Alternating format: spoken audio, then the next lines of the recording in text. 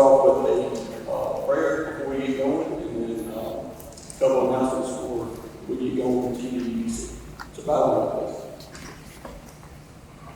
God our Father, we just give you thanks for all that you do for us, Lord. We just give you thanks for allowing us to be here this afternoon. We thank you for the beautiful weather that you've provided, and just the opportunity we have to come together to look at a project, to engage in conversation about it, Lord.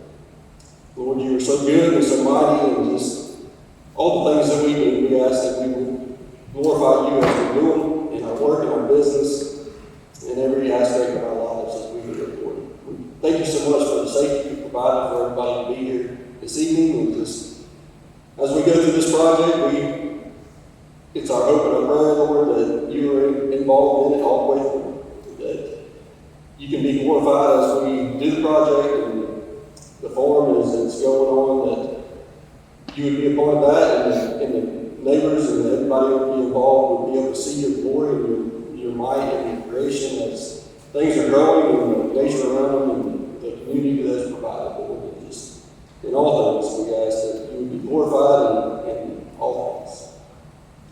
Lord, as we go through this, just help us to be civil and to be respectful as we carry this conversation, and help us to hear concerns and those good ideas and all the ideas, and just help this be a productive night as we go through. And again, that you would be glorified. Thank you for your salvation through your Son. It's through him that we pray. All right, it's so good to see everybody here. And part of this process is hearing what y'all have to say and putting it into this plan. And so last meeting we had last Thursday, there was a concern brought up about an elephant in the room. So we want to address that elephant. And so we just want to assure everybody that's here, if you happen to be an Alabama fan, you are still welcome. We're not going to discriminate against Alabama fans or anybody else. I'm an FSU fan, so I think we've got both Alabama fans on the number right now. So y'all, please accept it as well.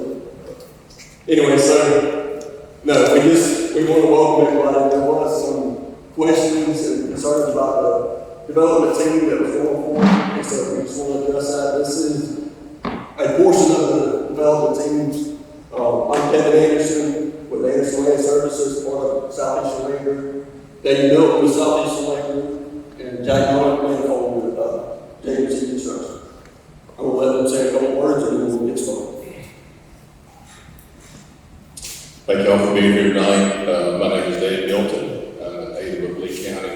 I grew up between Lodgepoke and Auburn. So I've been here quite a while in this part of the world. I've seen a lot of changes. We have a company called Southeastern Land Group, which I may be familiar with. Formerly Alalanco, we're almost a 25-year-old company. When I was young, we started selling farmland, timberland. This property that this project will be on is at one time was hunting land. When I was a boy, we dog hunted out, deer hunted out in that area. So I grew up in Auburn when it was real small. And many of you that are here, our company took some timber tracts that were nice and best used traditionally timberland. And as market mandated, we changed the highest best use of that property, the revision to meet the market. The market's changed. I know we're all free market capitalists here in the United States, so that's what we do in our company, try to meet the needs of the market, do things in an honest way. I hope the ones of you that live on property that we've divided over the years into these planned mini-farm developments, I hope you're happy with it. We've been doing it for 20-something years, and we're kind of an innovator in that, really and truly. I raised my family, kind of Queen Campbell, Waverly. Like I say, my roots run deep. So we're going to be marketing this project through our Southeastern States Division. We got Dent Stallworth. Where's Alan? Wait a minute now. Dent Stallworth and Alice, his better half, and my daughter Claire. Where's Claire? They'll be marketing the project. We're excited. Markets change, markets shift. We're trying to help meet the needs of the people that want to buy can't buy 20 acres in this area. It's too expensive. So we're trying to meet the needs of the market. We're going to try to do it in an honorable way. We've always tried to conduct our business in an honorable way and provide for the community while running a good business. So I'll be happy to talk to any of you about our company and how we plan on doing things. And we're looking forward to being part of this fine project. I'd also like to say welcome. I'm not a native from here, and I've been here for 45 years, so I kind of feel like I belong here. All my children were born here and raised here. I've been around the community for a while. I remember when I first came to Auburn, I lived at the edge of Opelika, and there was 5 places to eat from the university to Opelika down the highway. So that tells you the difference in many years now. Then. But I met Kevin probably for the first time about 14 years ago. He worked on the project with me. I was very impressed with the way Kevin handled people and the way he handled himself and our work. And so when I started hearing about this, I was really excited to join this team. I've been involved in 4 of the developments through the years. And to be honest, usually the first time you hear about it is when we're breaking ground. And so this concept, to me, really stands out. That they're giving the community a chance to put their voice in. I'm also excited about what this stands for. The way that it will hopefully bring community together. To maybe teach some youngsters stuff that we grew up knowing and doing that a lot of these youngsters haven't been able to do. So for all these reasons, I'm very excited about this program. We are a local builder. We do that for a living. We enjoy doing that. We enjoy watching people's dreams come true, or as close as we can get to that. So we're very excited, Kevin and Jessica, for drawing us into this project. And so without further ado, I want to reintroduce Ryan Wright, who was the head of TPUDC, and let him show you what he's come up with.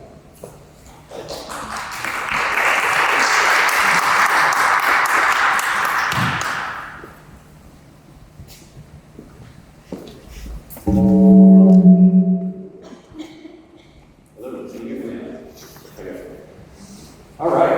Well, thanks so much for coming. How many people, this is the first thing they've done regarding the Charrette? First time attendees? Got a couple? Awesome. Great. Okay. Good. Well, welcome. I have a few slides in here to catch you up. So those of you who have been here throughout, bear with us. It tends to happen to have people that are new, which is great. Looking forward to getting out and all that. So I'm Brian Wright. I'm the principal of Town Planning and Urban Design Collaborative.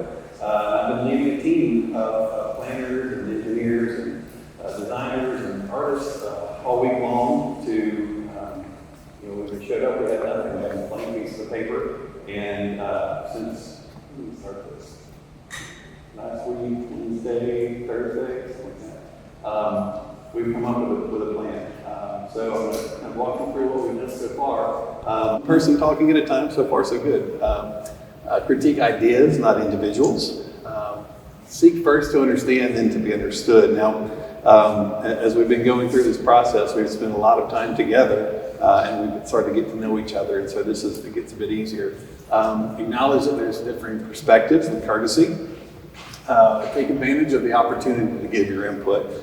And the first night, when we first kicked everything off, there was some people who were just concerned about development in general. And it took a little while when people kind of warmed up and they started, actually, instead of just saying we don't want to see anything or here's what we're concerned about, people then started to say, okay, well, here's some ideas I have if you got to do something. So that's kind of how this is supposed to go. And then most importantly, have fun. For those who are excited about development, this will be fun. For those who aren't excited about development, hopefully it'll just be okay. So as I said, there's a team, all kinds of people. So I've sent them all home.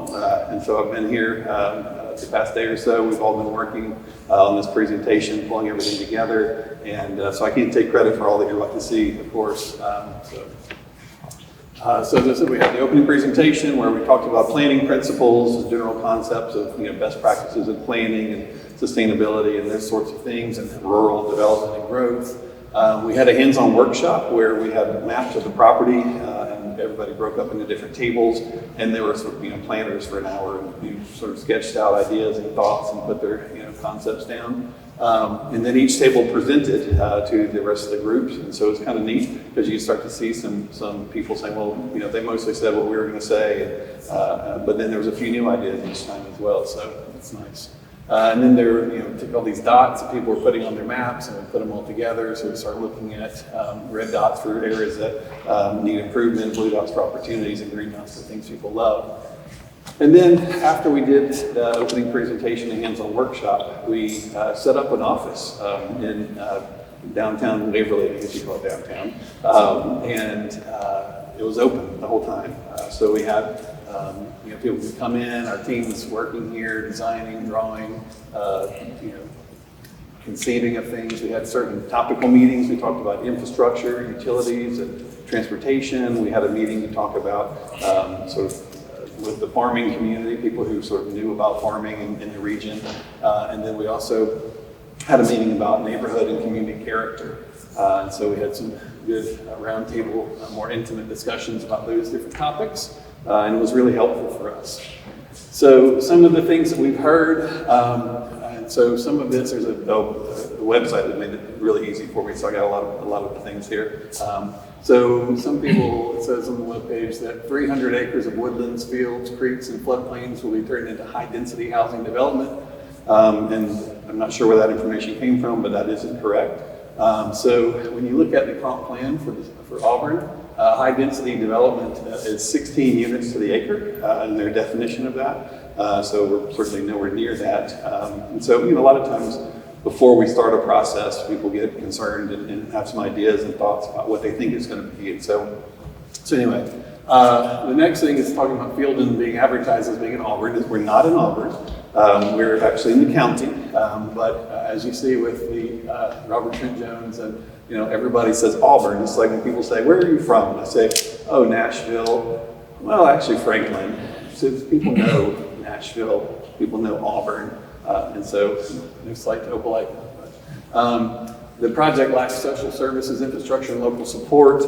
One of the topical meetings we had was that infrastructure meeting. So we kind of went through. We actually had the water authority there. This is a good one of many examples. But we're talking about the idea of people say, water's not that great, it takes money and whatever. And I said, well, how's your water pressure? And one couple said they had a water pressure issue. Most people didn't, so mostly just like the quality of it. And it was surprised to me that they got the water authority said, well, actually, if we had more development around here, you'd have better water because we actually can cycle through our tank faster instead of it sitting in the tank and getting a little vintage on it.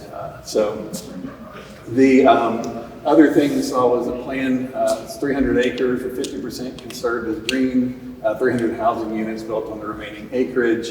And so the 50% conservation is correct, so that's correct. But the number of housing units is not correct. So we're hopefully get into that before the presentation. Hopefully we will at the end. There's an intention to utilize building regulations commonly used for trailer parks. I didn't say that. However, there's a bit of nuance that goes along with that, as you can imagine, right? So when you see the word trailer park, you go, oh my gosh, what is this place about to be? The context for that comment was when I was talking about a cottage court, where you have little cottages that face onto a pocket park and not onto a street. Well, currently the regulations in the city and the county require you to face onto a street. And so when I was talking to the city and the county, I said, hey, we want to do some really cool cottage courts. People love this. And in fact, somebody mentioned it during the Charrette, said, I'd love to have that kind of thing. How would we do that? And so the county said, oh, well, you could just do what's called a group development.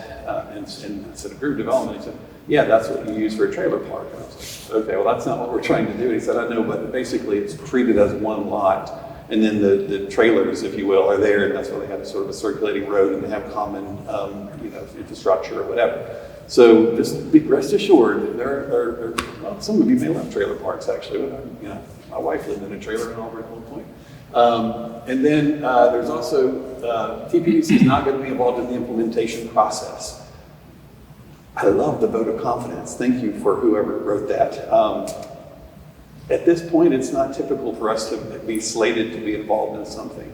The one thing that we do know is we're going to be working on the entitlement process to take it through the zoning and all that stuff, or the approvals, I should say, not zoning.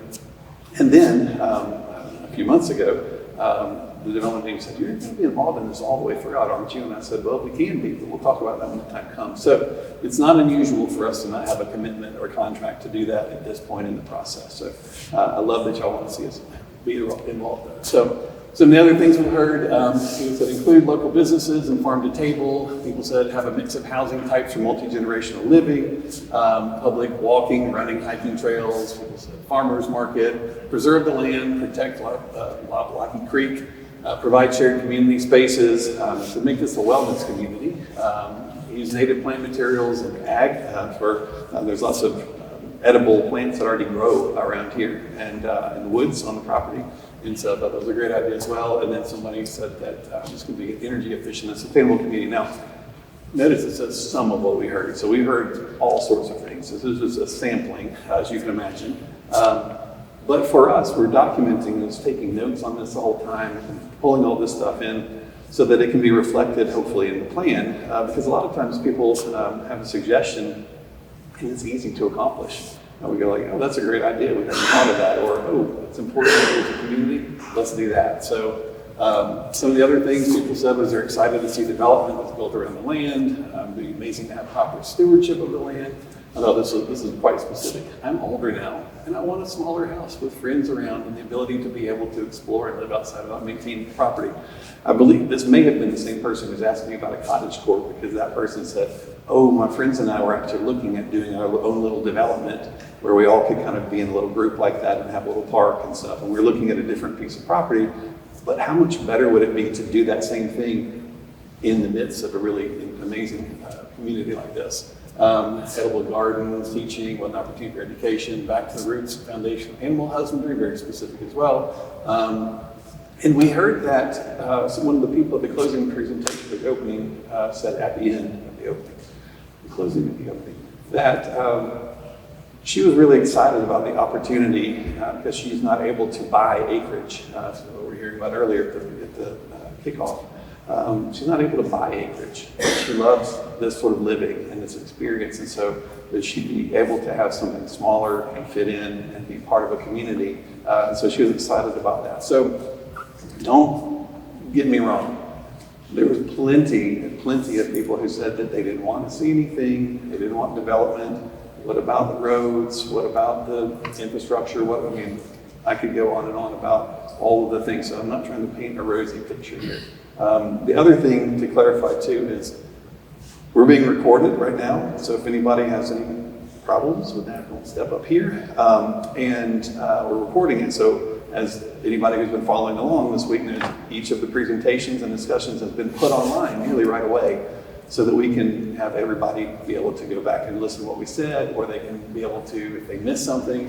So it's a very transparent process. I know we got a comment on the webpage that apparently there was some confusion that I told people we turned off the camera, but it was the fancy camera. We had a Zoom going the whole time, and so it was recording. And so anyway, just little things like that sometimes concern people, they're just, because they're concerned about development overall, there's suspicion, there's like, oh, development is bad, all of that kind of stuff. And so as we go through this process tonight, we may still hear some of those kind of concerns, and that's part of why we're here. We answer not just questions about the plan, but questions about the process and all of those things that are concerning to people. So some site information for those who are new to the process here. We have about 300 acres off of 86 and 88 intersection there. There's the same property owner owns about 750 acres total. Right now, the plan is for the Agrihood LLC is set up for 300 acres. So that's what we've been working on and planning here. Like I said, we're going to be unincorporated Lee County, but we're in the city's planning jurisdiction, which is it's a 1.5 mile boundary outside the city limits, which means that the city's subdivision regulations are applicable to this development, even though we're not in the city. Also, we have the county's regulations that are also applicable, and whichever one are more stringent, that's the one you have to follow. So they kind of get you one way or the other. So, so that's that.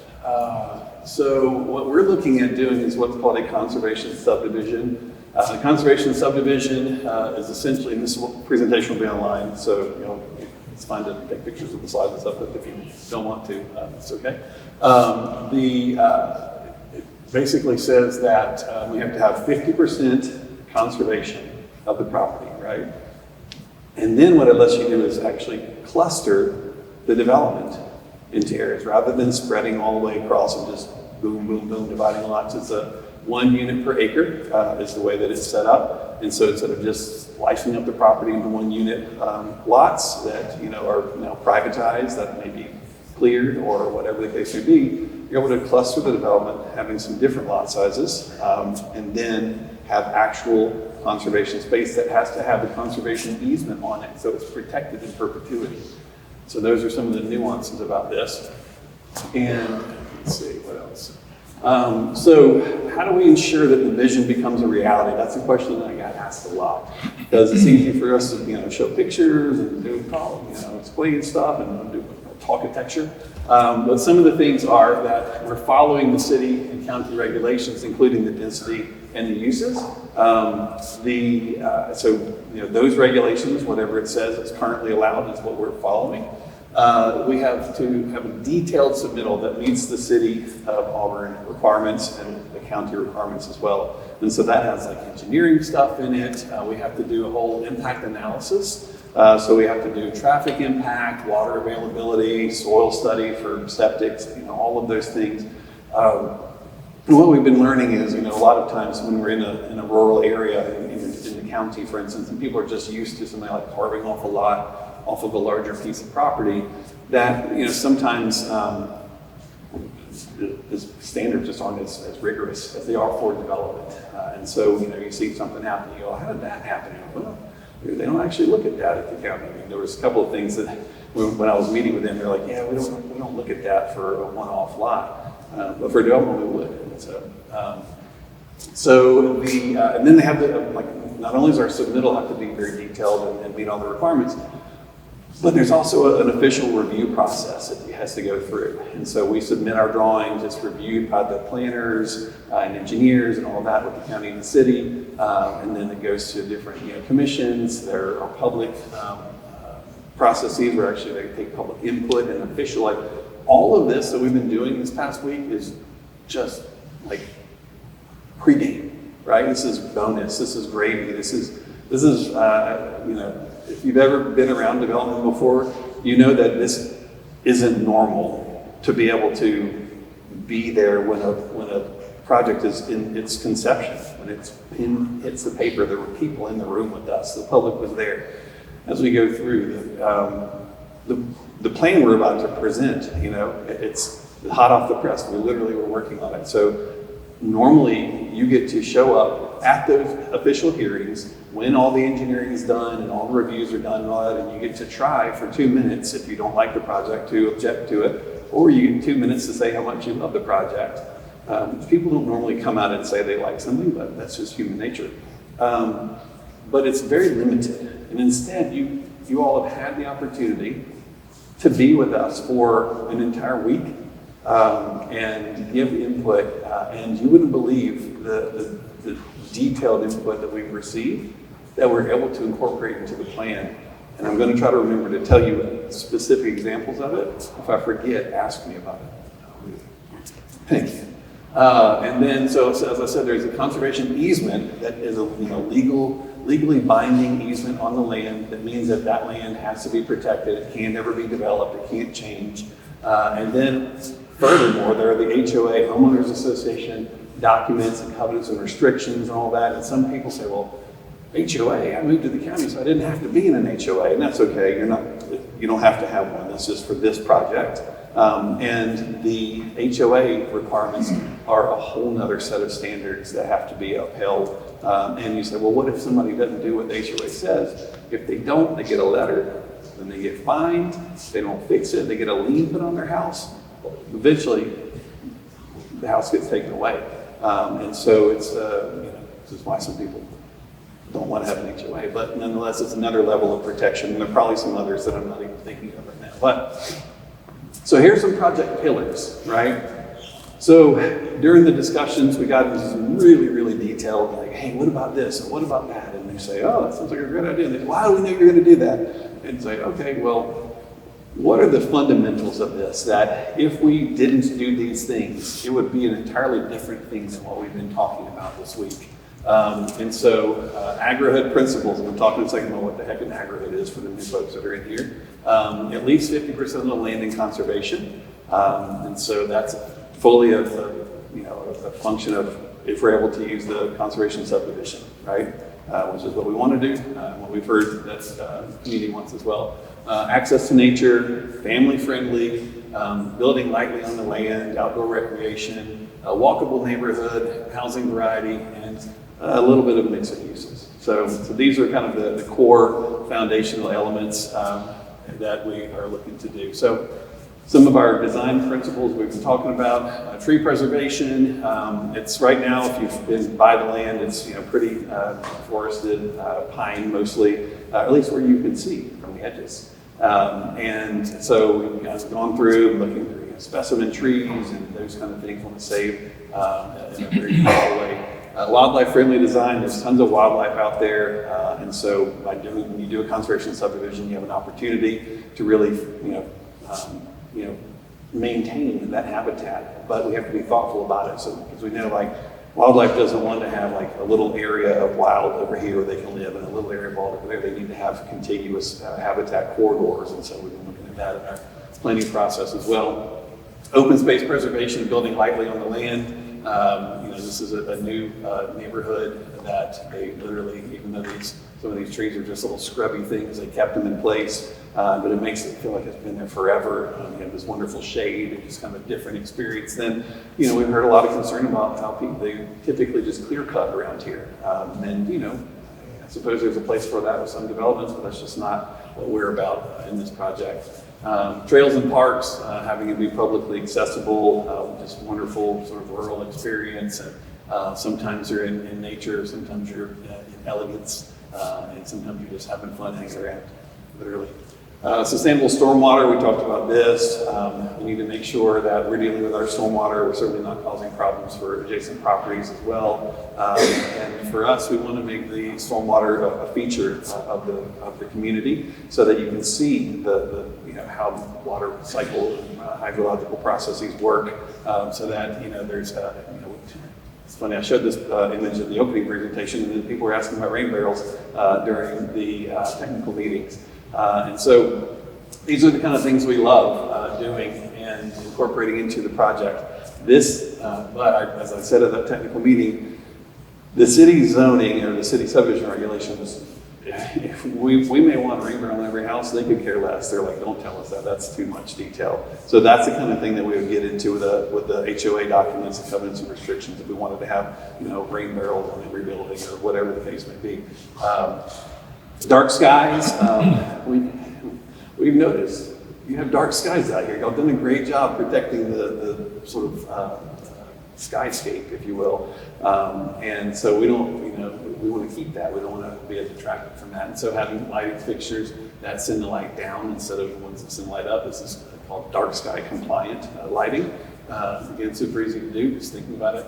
Neighborhood amenities, so playgrounds and things like that. But if you have a court here, I guess these days I guess that'll be a pickleball court. I don't know, maybe originally that was a tennis court, but it's even in the wooded area, which is nice. I had heard some concern about pickleball, and so I'm not quite sure yet what the traveling distance on the sound of pickleball is, how far it goes, but I happen to live in my neighborhood across from our clubhouse where we have about 8 pickleball courts.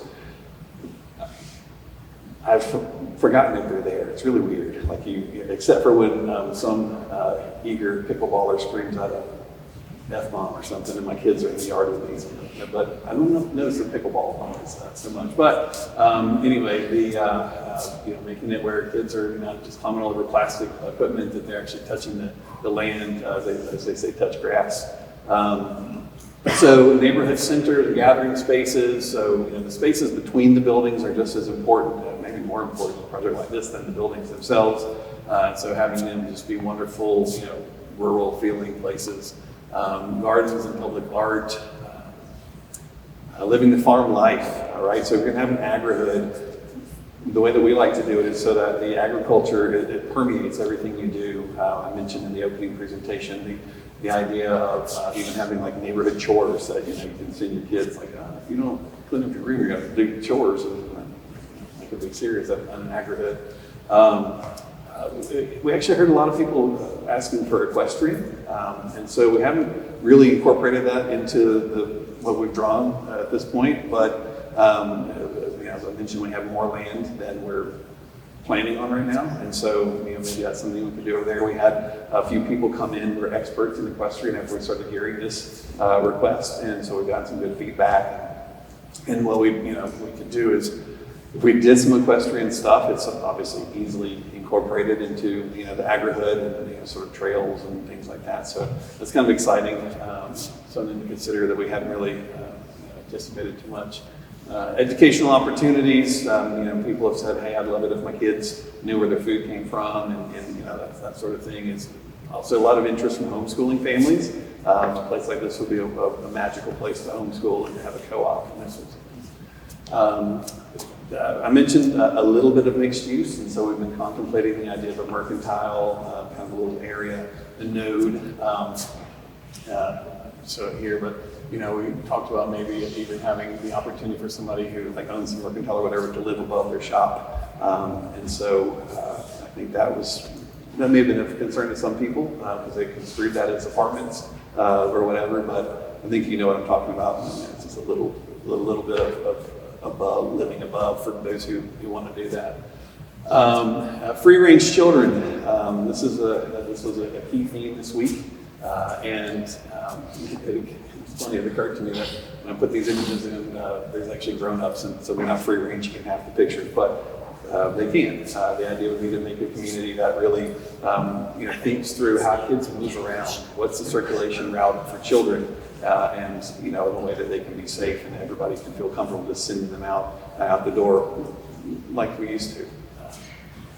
So what is an agrihood? So we've been talking about conservation subdivision. So the idea, as I sort of high level described a minute ago, I think this is like 32 lots on this piece of property. This is also 32 lots on this piece of property. And so in this case, though, you actually have all this open space and trails and area that's preservation, that's accessible to the greater community. In this case, they basically didn't build where they couldn't build because of the hydrology, the water on the site, and then everything else is private. So there may be fenced off and you can't get around, and it's like, okay, well, I've got my little slice of paradise, but nobody can experience it but me. So an agrihood is just short for agricultural neighborhood. It's a planned community where it's really centered around agriculture as the main focus of it. There's some residential mixed-use development, and integrated working farms, community gardens. As I said a minute ago, we're only thinking about a little bit of mixed uses as a general agrihood description, and you scale up any commercial operation or any mixed use based on kind of where the project is, if there's a market for it, if it's relevant, or makes sense. Some agrihoods maybe don't even have any commercial or mixed use in them.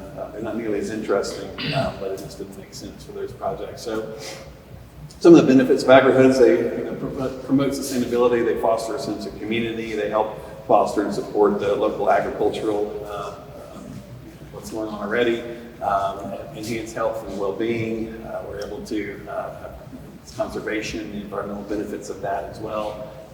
Property values can increase just because it's such a wonderful place to be, and then having a legacy for the future through thoughtful and context-sensitive development.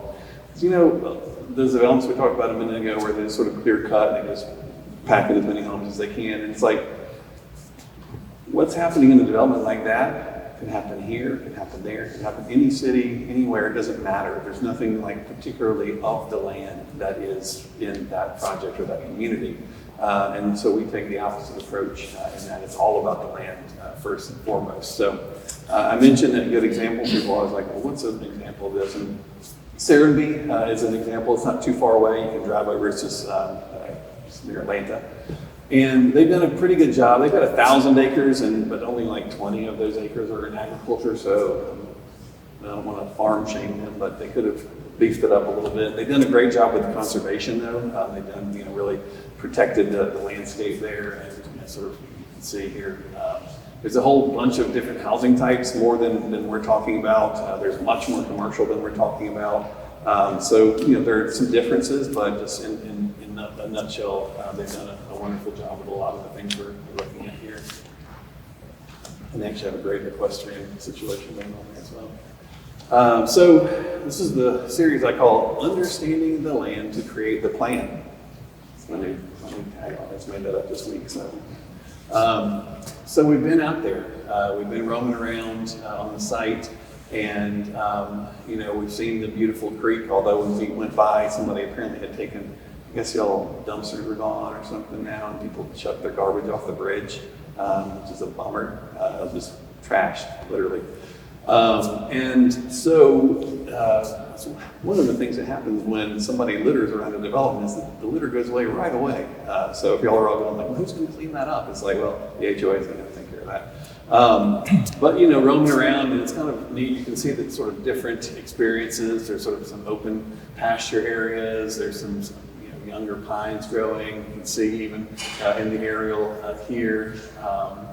Here you can look through, and it's like a bunch of black walnuts that are growing in there. There's old logging roads. There's an old county road that goes through the property. Some of these things have been neat to see. So we started by looking at the aerial photograph. This is the green is the whole 750 acres. And then we overlaid the floodplains, those kind of things. And then we overlaid areas that are good for septic, based on some of the initial reports we've seen. And then we actually had a huge help. One of the neighbors came in and sat down with me and kind of walked me through what I was seeing because you can't get to every area of the property. And he's like, oh, well, right here, that's all pine, for the silviculture. And over here, that's where our sort of black walnuts are and the hardwood trees are. And over here, that's all where the kudzu is taken over, where they cut it at some point. And then over here is where it's clear cut and happened. So we went through and we actually made a map of all of that, which was super helpful for us because then we could actually overlay this on the land to start to see how it could impact what we were doing and how we laid stuff out. So thank you for that to our neighbor who came and did that with me. And so here's the plan. So we've got 88, 86 here, vice versa. Let's get confused, the 80s. And I'm going to zoom in, don't worry. So coming off of 88, at the intersection of 88 and 86, we're showing an entrance here. This is our little mercantile area. We have a little open space here, some mercantile building and a couple of other sort of little small scale commercial buildings like you might imagine in like downtown Waverly. And we wanted to, as you came in, for people to know that it was a community as well. And so we put a few houses here. There's 4, and there's a couple of bigger ones. I'm going to remember now. So one of the neighbors came in and said, this is why it's wonderful for us to do a multi-day event like we did. He said, we've been out of town all week. We've missed everything, but we just got back. Can we talk to you about our property? And they actually were a real neighbor. Like they're the only house that's anywhere near us. They're literally right there, and our property line is right there. And they're like, okay, we get a development and whatever. But we've done all these great things for our property, and we love it. And there happens to be a power easement that runs right through here, as well. And you can kind of see through, the power easement to stay clear. And so, and there also is a group of trees right here that's on our property and not on their property. And so, what we have done is we're keeping those trees there. And actually, I couldn't do it in time, but I have this house here, and I was like, that's kind of close to their house there. And so what I'm going to do is actually move this over so that it's further away. But most importantly, right, this is the view that you would have through to their property. And so we have a really big lot. It's right here, and there's some existing vegetation there. And so essentially, hopefully we can do something underneath the power line, maybe some sort of a buffering or planting. But we certainly on the other side of the power line, where if you look, you see past the power line, we can do whatever we want to right behind that.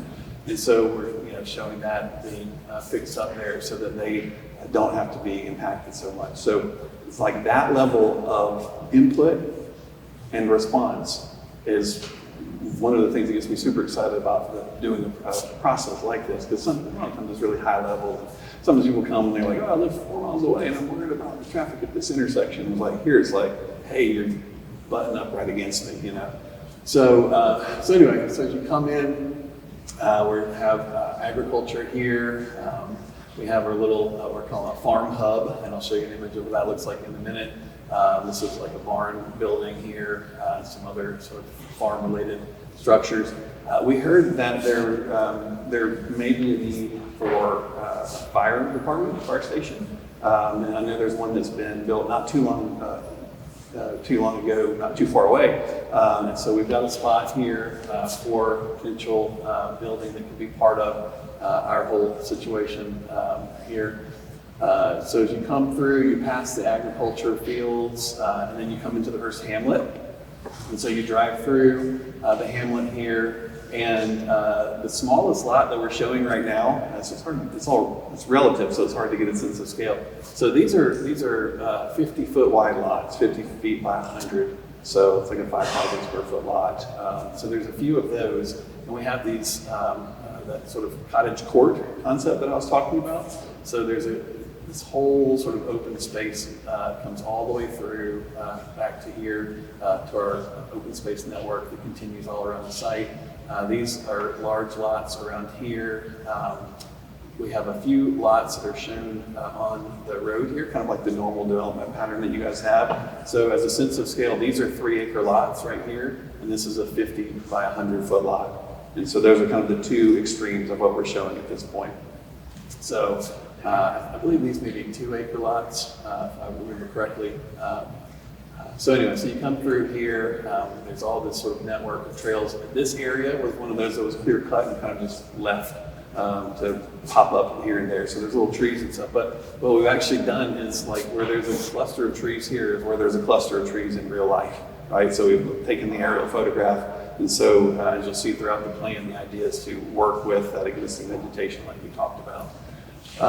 This diagonal here is the old county roads. I guess this maybe used to go through there like that. So the old road bed is still there. And it's got trees on both sides of it and everything. If we actually made that a road, we'd have to probably widen it and we'd lose all the trees and all of that stuff. And so what we're actually showing is that it's part of our pedestrian network. So that'd be part of our trail system here.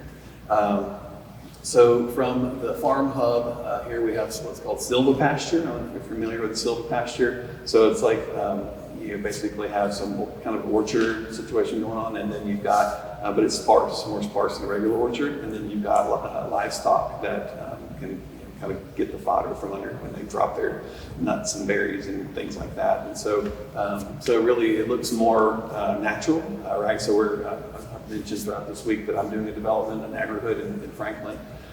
We've got chestnut silvopasture as a big part of what we're doing as a buffer. So it'll look like a sort of chestnut forest and then have sheep and goats and things underneath.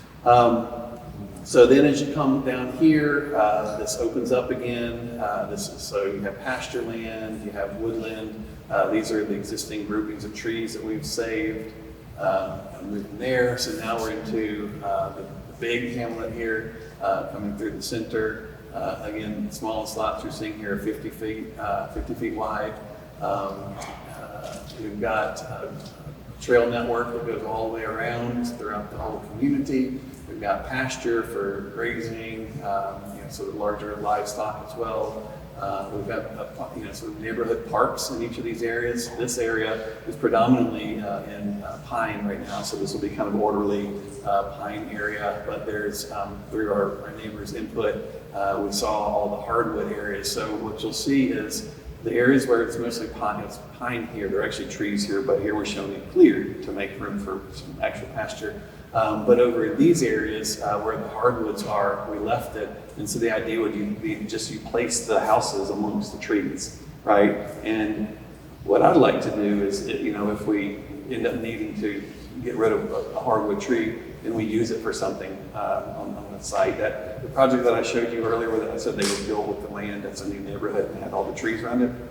They did a neat thing there where there was a guy who had a portable lumber mill, and they made a deal with him. They said, well, you can have all of the pine if you'll mill the hardwood for us, and then they use it for benches and street signs and various things like that. So that'll be really a cool function. We had one of our technical meetings, the ag community meeting. There was a guy who came, he's here tonight, but he was with the university. He was in their hospitality department, but also agriculture. And so he was responsible for all of the like rooftop gardens and stuff like that at the hotel and things. And while we were sitting there talking, it just dawned on me, like, what a great concept to actually have some sort of a hospitality component to this. We're making this wonderful special place. We have a national caliber hospitality program at the university. Wouldn't be neat if they, because agritourism and ecotourism is becoming such a thing these days. And it's great that they can learn on the sort of downtown hotel, but how cool would it be for them to learn agri and ecotourism out here? So this could be sort of a study for that. So showing an inn and some cottages down here that's sort of nestled up right up against the floodplain. So the creek, here's the creek that comes through here. So that would be a really kind of cool experience to be there.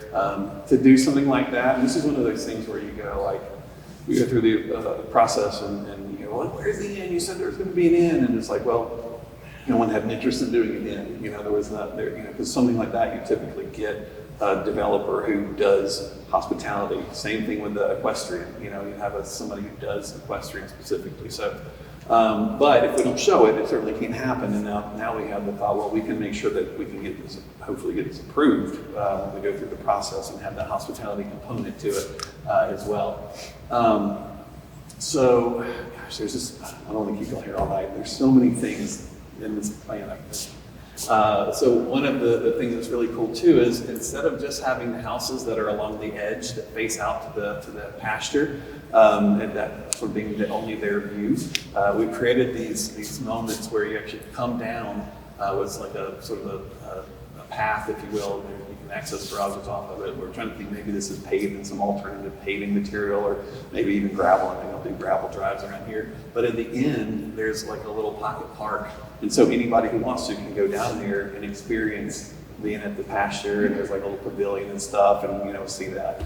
But we don't have roads all the way around here. So these houses are actually facing onto the pasture, and they have a pathway, so you access them in other ways. So moving on to the final sort of little hamlet here, same ideas, but again, interestingly, when they cleared these trees, so there's like these stripes of vegetation that are left there, and so I don't know, that'd be kind of neat to leave that and work with it.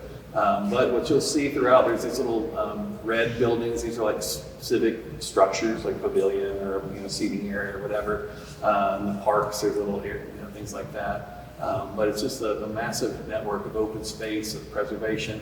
I was looking at this, so I think we may have gotten a bit close here, because what we wanted to do was kind of have the experience along 86 be what you're used to seeing. And these are set back in the trees, but these lots are a little bit smaller. And so I was actually looking at, before we came out here, whether or not we could literally just sort of scooch this whole thing back a little bit so that they're kind of not on the road there as much. But what you'll see all the way along the highway there is keeping that edge intact all the way along, except for where we break it here, so you can start to get a sense of the agriculture and the farm life. So again, I could go on forever talking about all the fun little things we've included in here.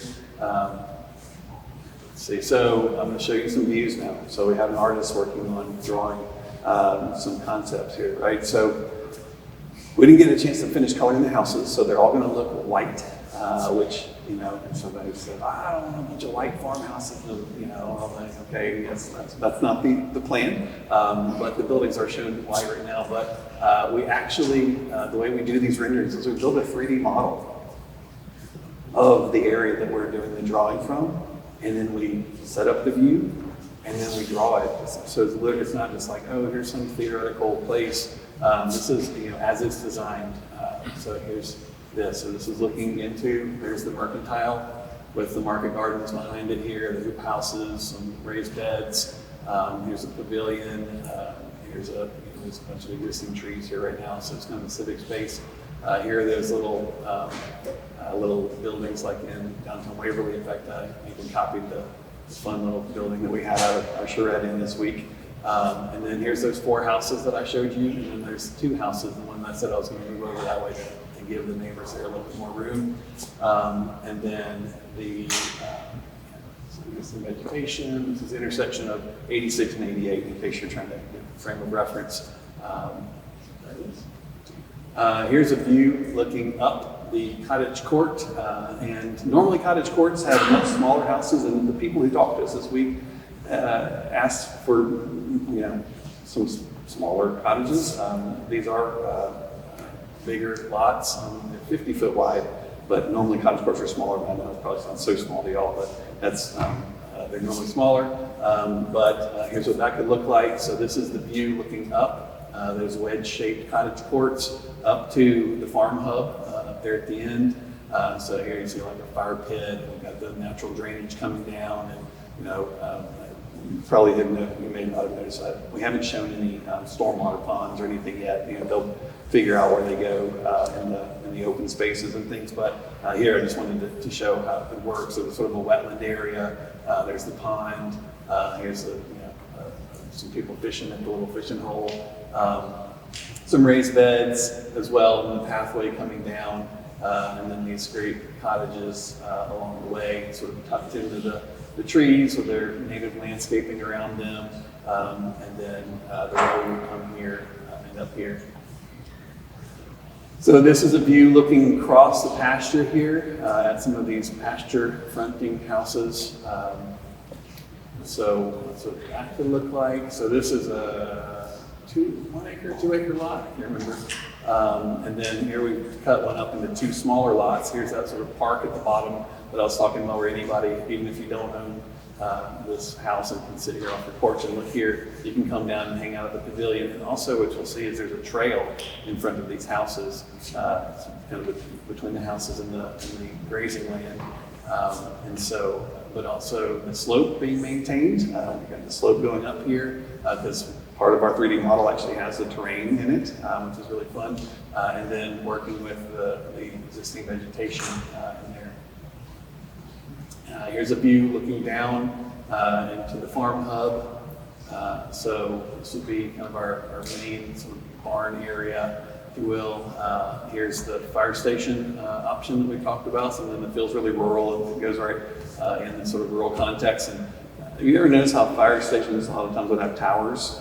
Apparently those are hose drying towers. I don't know if people use them like that anymore, but that'd be kind of neat to use that instead of a tower.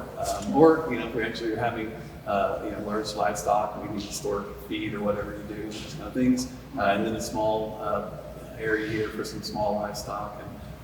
But again, sort of preserving that vegetation all the way down the existing road. And then you can see a few of these houses sort of tucked into the distance. And again, based on the 3D model, as it situated there. So this is a fun view, kind of if you're standing in this park, looking into the area here where there's the hardwood trees that we wanted to preserve. And I think this is my favorite view of all. These lots are an acre, maybe half acre here. And then, here's our black walnuts, and these kids, sort of making a little fort there, a little seating area. So, parents who, not their parents, because these are free range children, but someone else's parents over there talking amongst themselves, and somebody comfortably riding their bike by. But the idea would be that, this is a lot. There's a lot behind these houses. So here's the existing woodland being preserved and featured instead of fought against. So yeah. So that's what we've been up to this week. As we always do, we'll do Q&A and talk through questions, comments, those sorts of things. So last time at the opening presentation, people came up to me afterwards and said, "Hey, I think this was really great. but I got nervous because not other people, they didn't think it was great.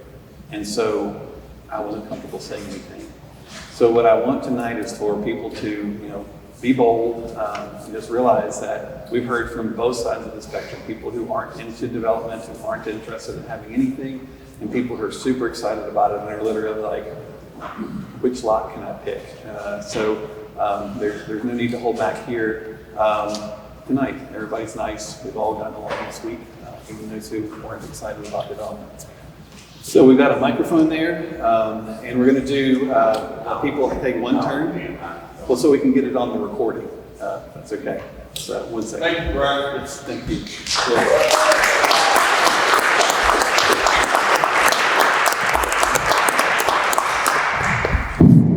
You good? Yeah, my name's Charles Houghton. I live off of 188. Couple of questions. First of all, you've quoted a lot of numbers about acreage. When you talk about a 50-foot lot, yeah, you're talking about less than an eighth of an acre.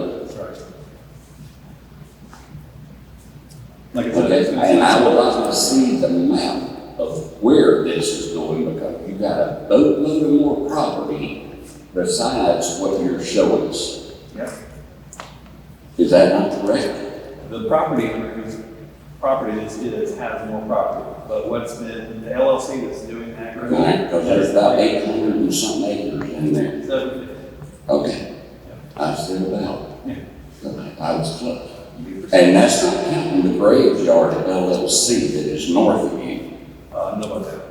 which We you do have would have access to through southeast land. We have a graveyard on our site, but I don't have a graveyard LLC. Ah, okay. Next thing I have a question on, you talked about having 50% of the property that's green. Okay.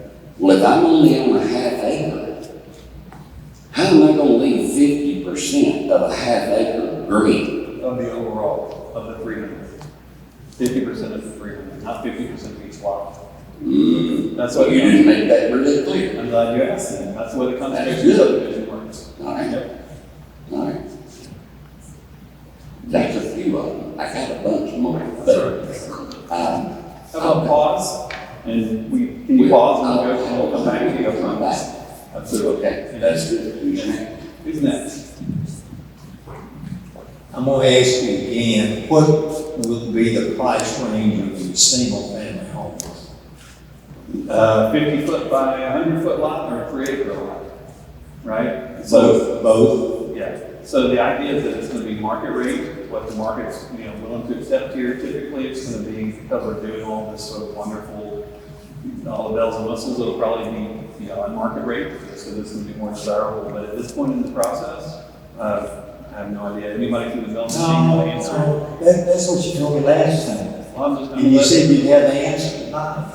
I don't know if that's an answer to that question, but Kevin's going to try to answer that question for you. So, I don't have an answer for you, but we are trying to work with the market rate, and we're trying to get some affordable housing. It's not going to be affordable to Reasonably priced. reasonably Not priced. for the big end. That's a big term. So we have a bunch of numbers that, we crunch as a team and do it, but we don't know what this is all going to cost. So we're not going to put those out publicly. We can't do That's that. what I told my wife was asking. He didn't have the answer. I said, he had them, he wouldn't share. Well, it doesn't affect a whole lot of people until they want to buy. So when we do that, if we can't sell them, the price is going to come down. If they start selling, the price is going to go up. It's a market value. It's a free capital market, and that's how we're going to price that house. Let me ask you this, what is the concern about the cost, and what would you like them to cost? You got to develop, you write a sign saying home started from. Sure. Well, what price is that starting from going to be? Right, so I'm asking you, well, we said we don't know. I'm asking you, what's your concern about it? Are you worried they're going to be too If low? they're $500,000 and $600,000 homes, Yeah. it's gonna increase our value. If it's $350,000 homes, it's gonna decrease our value. Yeah, and I don't even back up to your property. Sure. But Kevin may be able to respond to that. It will increase your value.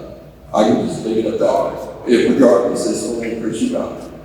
the other issue, guys, is if I'm in sound distance of your property. So if I want to go out and shoot my gun, Yep. how are you going to address that to the people that's complaining? That's what happens when you live in the county, right? I live in the county. Yeah, and so will these people.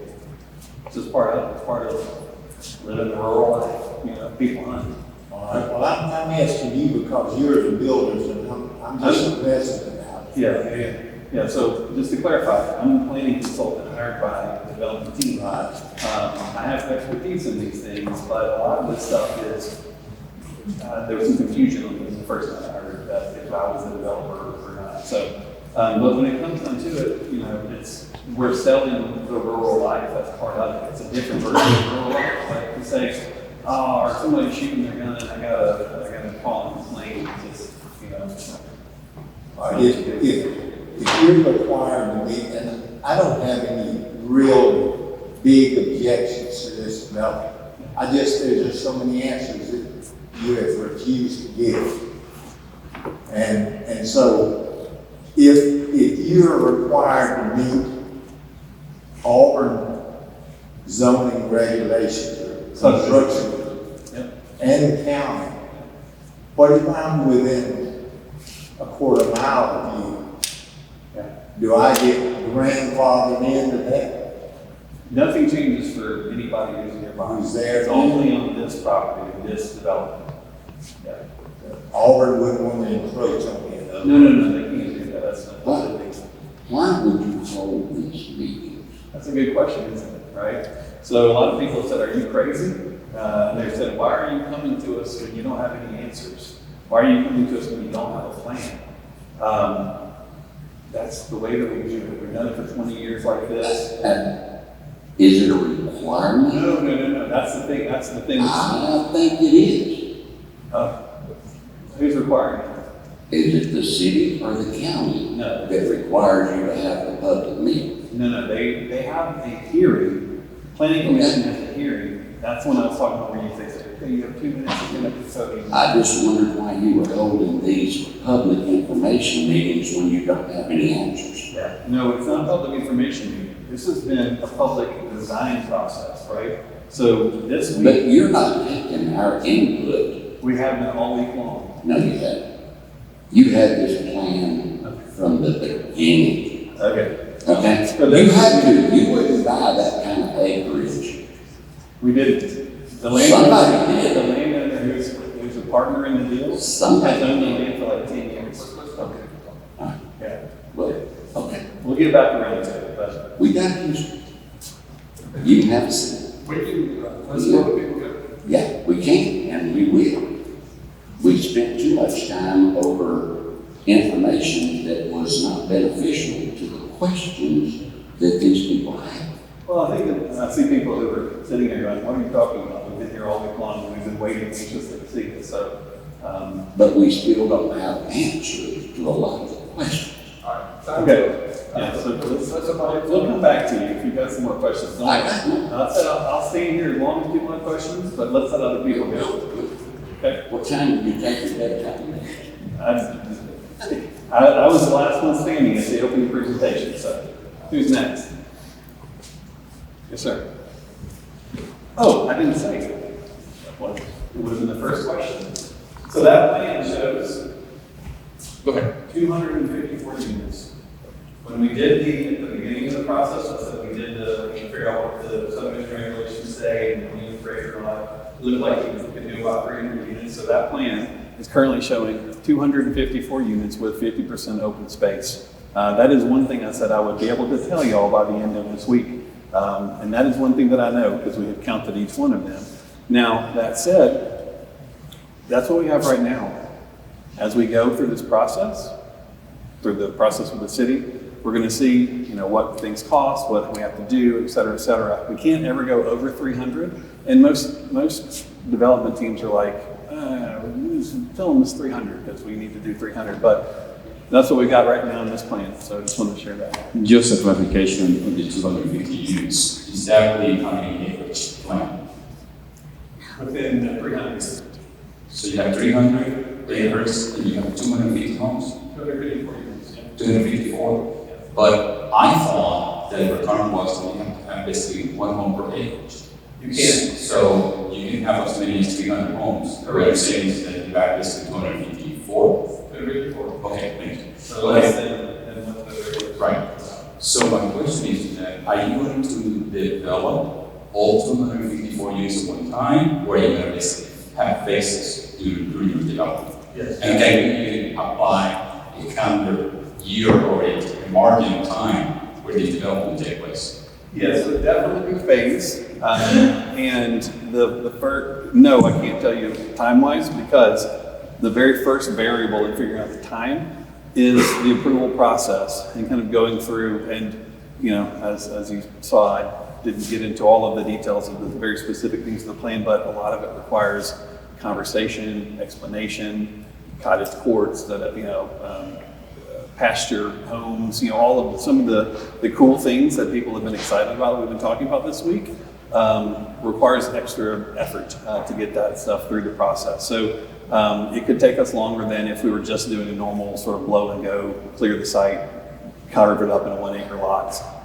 So as we go and we kind of, the next order of business is right after we finish this.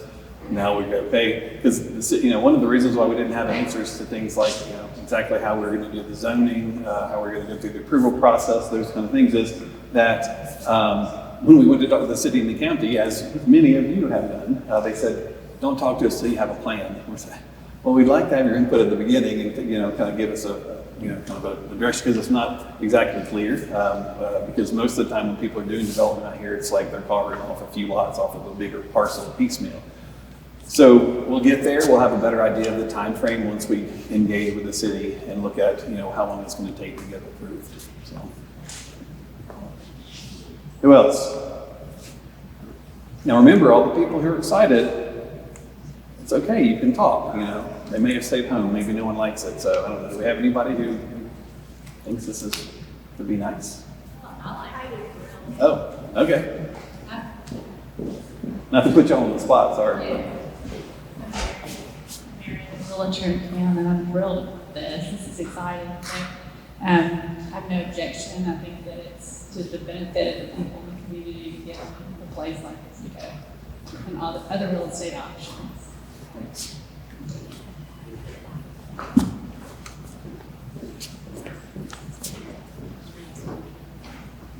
You just said here. I think you've done a great job. You and your team have done a really good job, and thank you for taking the time and for community input, and we just appreciate it. Thanks.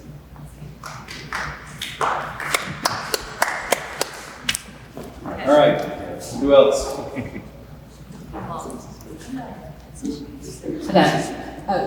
Well, I'm a real estate appraiser in the area. Oh, you and can look into the property values. I would definitely say this would increase your property values. But I live in the county, I would run off Lee Road 188.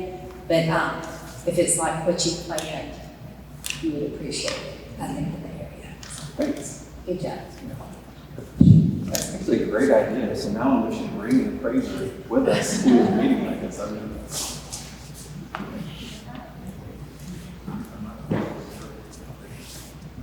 There are rumors going around. Oh boy. Yeah. I thought I put them on the bed. So that, I'm struggling with the right term, but that your desire is long-term to develop a municipality that will have its own school system. That's news to me. All right, well, I'm just saying, that's what I have heard. Okay, tell people that that is not what we're intending to do, because that is, unless somebody has told me something. So there could be a site for a school though. There could be a private school, there could be a homeschool co-op building, there could be that kind of stuff. But the idea of us being our own municipality, we did have a client one time out in Colorado who the county was not letting him do something awesome, and he was so frustrated. He's like, just make my own town called the Town of Common Sense. And, 277 acre town, common sense, he didn't do it ultimately, but, so no. Debunked. On your map, Yeah. I just have one.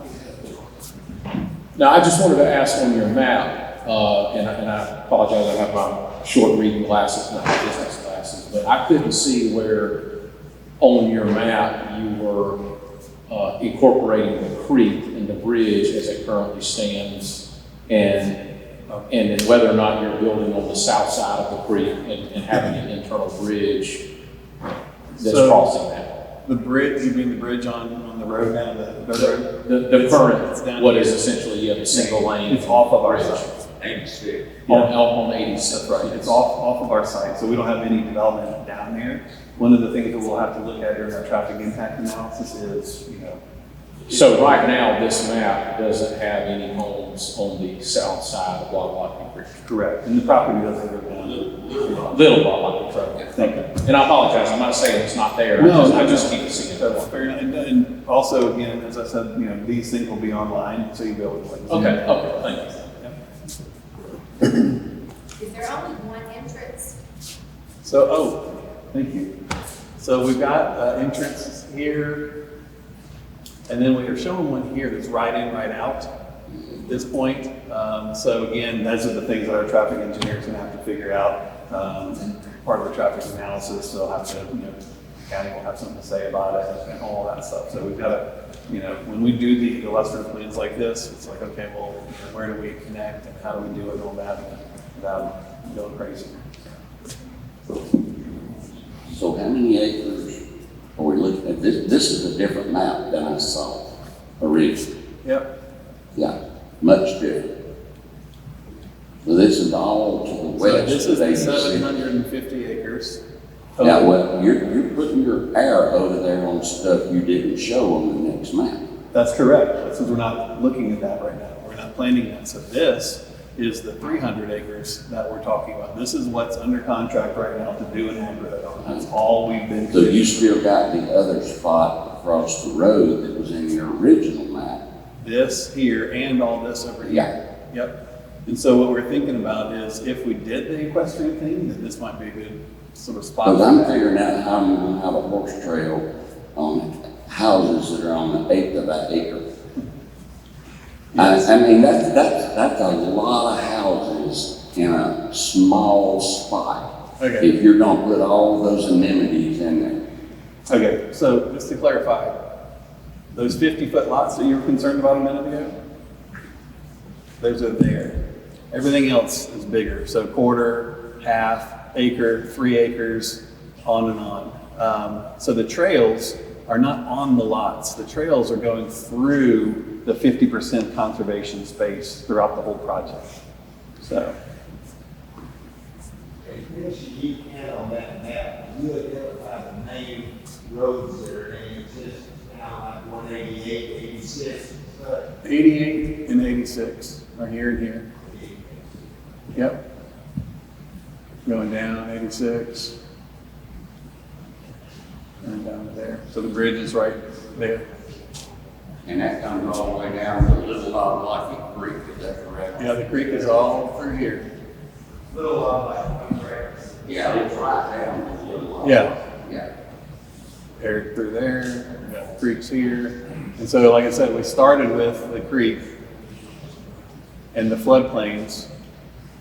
And not only did we stay out of the floodplains, but we also set ourselves back, all way back here, even further from it, to make sure that we were having no impacts on it whatsoever. So, not that we're allowed to, but just to be double sure. Did you also talk about a septic system? I know the Friday meeting said it was kind of like TBD. So how might that incorporate? Yeah, so we know that these are the areas that are not good for septic, and then the other areas are. And so we've still got to figure out exactly, what the strategy is, how to do the group septic versus individual, et cetera, et cetera. But that'll be kind of that, obviously, and a very important thing to figure out in the very next step. So, but what we've shown is the idea of like, so for instance, like, this area right here is a spot where, septic could go, septic here as well. And so one of the things that's great, I think we figured out we need 20 acres for 254 units. If we, depending on which standard we have to follow, there's two different standards, and the other one is just twice as much. But we've got 150 acres of open space, and we've stayed out of the not good for septic zones. We're not too worried about it, but it certainly has to be figured out for sure. I got a question. I'll try to keep this very easy to see over there, but I am the guy that lives right there, the neighbor that. Matt. I don't know, thank you. So you just pointed right there and said something about septic in that corner right there? Yep. I was not listening before, so are you talking about putting like a lagoon right there? Or? No, Okay. no, absolutely not. No, thank you for asking. Yeah. Yes, ma'am. Just a quick question on the part that goes into the, I guess, mercantile area that you're talking about, the corner there. There's another entrance on that corner as well that would get you into the neighborhood? Yeah. Off of 86, the dirt road part? Yeah. Okay. And we're showing that right now. It's a big section spacing is pretty tight there, so it may end up needing to be like an attached green space right up against it there. But yeah, we've got those 2 points. So there's 3 entrance points into the neighborhood. One through the mercantile area, and then the main entrance next to our home, and then at the end. That's right. Can you review or just remind us all the different commercial spaces in this first phase? So we have the mercantile, you mentioned an inn. Yeah. Where, are there additional? Yeah, so let's see. Let's zoom in as we got. So we're showing those few little buildings right here, a la downtown Waverly. Again, whether or not there's a market for it, I don't know. Downtown Waverly is its own little center of gravity, and so it does its thing. But we've had a lot of people have an interest in doing a small scale business in the community. So we wanted to make sure we showed some of those kind of areas to do that. And some of them are not things that need drive-by traffic or anything like that. So they could even literally do something in the center there, center of a neighborhood, just depending on what makes sense. So we've got, like I said, the little small commercial node there, and then the inn is shown here. And let's see, I don't know if there's anything at the farm hub. Maybe that's where the farmers market is, or something along those lines. CSA, whatever. So, Brian? Yes, sir. One thing is, everybody in here loves the town of Waverly. Botanic? Waverly, the town of Downtown Waverly. Waverly, okay. We love Wildflower Bakery and all that, so we're not interested in really competing with that, just adding to it. Absolutely, yeah. Did you have My question is mainly for the people in here, let's go ahead and that's fine, that's cool. But it's kind of a question to you as well. If you are a person who lives in Auburn, who works in Auburn, but would love a small town feel regularly, what is your overall sales pitch to bring more people who can't afford to stay in Auburn, but work in Auburn, but to live and want to be a part of the Waverly community? If somebody would answer that. Or Mr. Bryan, what would be your sales pitch to somebody who loves Auburn, was raised in Auburn, but can't afford to stay in Auburn because Auburn is expensive, but they don't want to leave? What would be your sales pitch to invite more people to invest in Waverly and become a part of the Waverly community?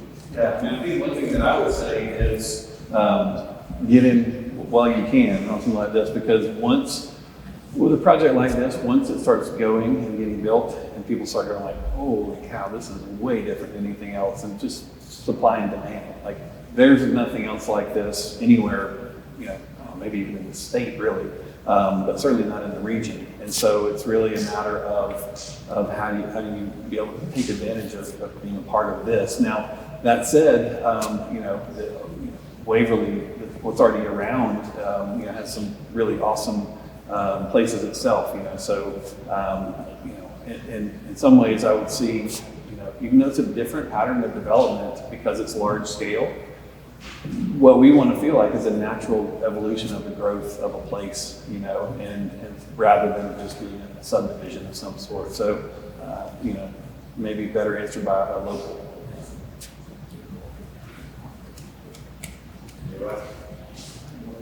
I think, Kobe, you're asking about commercial phase one. Was that your question? You didn't really touch on phase one versus phase two. Oh. Or Coco, if I understand you right, your question was commercial in phase one versus phase 2 or 3 or whatever it may be. Oh, you wanted it for all three of them. Okay, sorry, I misunderstood you. Okay.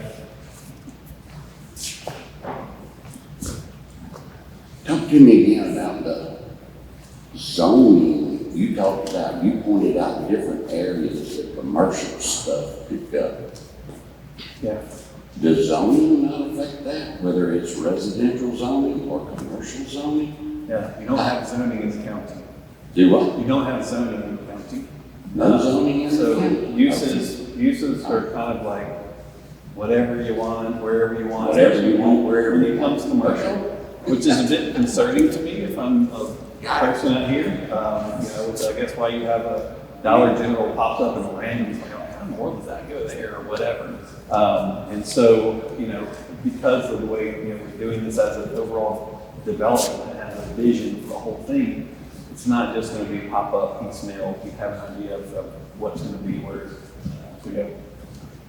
But we do have to follow subdivision regulations, but they also don't have anything to do with use. That's just more like setbacks and widths and things like that. So has the traffic study been done yet? No. We have to have a plan first. So now we have a plan.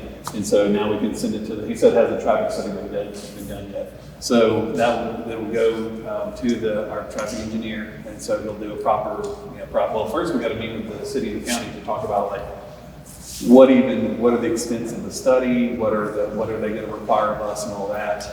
And then it'll go and be undertaken. And have y'all kind of strategized on how to address the dirt road and stuff? Yeah, he said have a strategy on how to address the dirt road. So ultimately it'll be up to the county, and that's kind of working with them to figure out what needs to be done. The traffic impact analysis will have, so like let's say if our first phase has, these 5 3-acre lots or something, like there may not be a need to make any improvements, because that's just sort of the normal development pattern out here. But maybe once you get, past phase 1 or what, I don't know. So we'll have to work that out with them. It's beautiful and charming as it is now. And so, I know the county's eager to have the roads paved. So, I assume they're going to be gunning for it to be paved. And that bridge too is little, narrow and all that, so it'll have to be part of it. It's like a one-lane dirt, side by side. Yeah. That's part of it, we all move out the way, because we voted with our feet in Auburn, we want to get away from the development. I personally, I don't have a problem with development, but, we were kind of, when we bought our property from the Andersons, they kind of sold us on, get out here, raise your kid, build your house, which I did, I built my own house.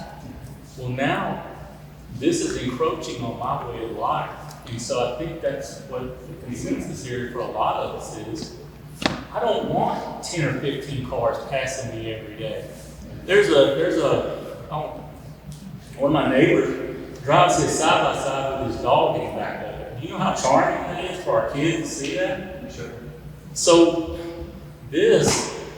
I understand you want to make a living and make a development and make money. There's nothing wrong with capitalism. But we did what we were supposed to do, both our feet, and got out of it because of the development. And so this is just kind of a lot to take in, and I'm just going to say, I'm against it. I don't mind saying that. And I don't begrudge anybody who's trying to make a living, but that's just my thoughts on it. So, that's the way you do it right there. Thank you for that. And if I could just speak to that for a little bit, this plan started when we lived out there. And the reason it started when we lived out there is because we built our house. I'm just playing. No. The agricultural concept of that plan is just made. We lived out there and they started clear cutting all the land sites. And we were like, oh no, you know, attracting people to come out here and start putting houses everywhere. It's a little early for that when we first started talking, but it's going that direction. We started with many farms out there. It's growing need. This is a better alternative than tract homes. It's going to happen. Something's going to happen out there. So this is our solution when we live there. This is, you know, what we wanted to do to have beside us instead of a tract. But I understand.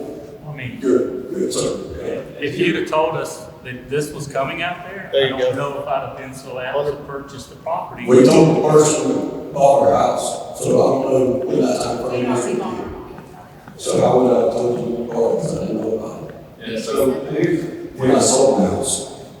here's the thing, so right now, like I said, we're just following the rules and regulations that are out here. And so, like, I get what you're saying. I'm not trying to be confrontational. Absolutely, no, I don't take it that way. I'm just trying, well, for two things. One, you're just being so respectful about your concerns and all that. I feel like I want to lean in even more, but when you do, like you said, and you move out to the country, it's hard because you have the sense that it's like this and it's going to be like this. And we heard from the owner of this facility how growth has just occurred and it happens, and he's fought against it and all that. I think the only bit of sort of solace that can be offered is that if you are to have development per the rules and regulations, that this team is going to the trouble to do this aggregate. It isn't nothing. It's not no one. It's not leaving you exactly as you are. But for what it is, for having these houses out here and having that conservation, we talked about too, the idea that these trails and the open spaces and all of that stuff are going to be open to the public, right? And so you guys can, you got kids, you send them out there, they go roam around in Fielden, hang out with the other kids around there, that kind of stuff. So, you may go, it's still not great, but I think I understand what you're saying. Anybody else? Anybody else? Or David? Yes.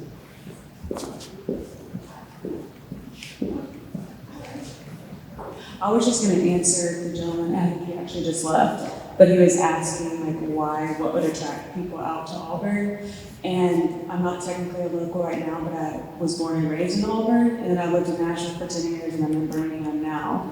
My parents live in Camp Hill on hundreds of acres, and when I visit them, I could never live in the middle of nowhere because I used to be able to walk down the street if I forgot milk for my baby or something like that, or have neighbors literally next door that I can call and be like, hey, can I come grab some eggs? I'm cooking something and I forgot. And so they're literally in the middle of nowhere, in a food desert. And so they are. I mean, it's called a food desert. There's no food around them. And so living in a place like this, I can't afford to live in Auburn, but I can have one of those tiny little lots that this gentleman keeps talking about.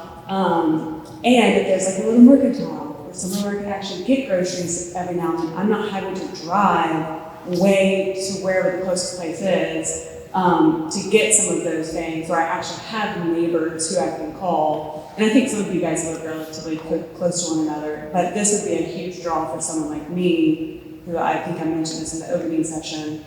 Love to be outside. I work on my computer all day. I want to be able to open the door and go and walk on the trails. But also have the mercantile and things like that where I could get a couple of groceries. So I think the gentleman left, but for anyone else, is why would people want to live out here? That would be certainly a reason that I would want to. Well, and also that whole idea of the multi-generational concept. Somebody said, it would be great, right now our stage of life is more of a big house, big lot, and my kids is a smaller house, and then at some point maybe we'll swap. Downsize, and they'll take our big house as their family grows and all that. And, most places, you have to leave the neighborhood because it's all 1 acre lots or all 3 acre lots or whatever. So maybe the parents and their adult children couldn't even be in the same neighborhood in the first place. And then when the parents get older, they don't want to take care of acreage. They've got to move here. You can literally stay within the same community, which is pretty special these days. So.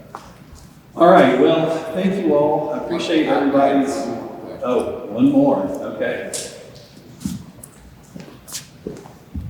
Point out for your property that you and Jessica own that map.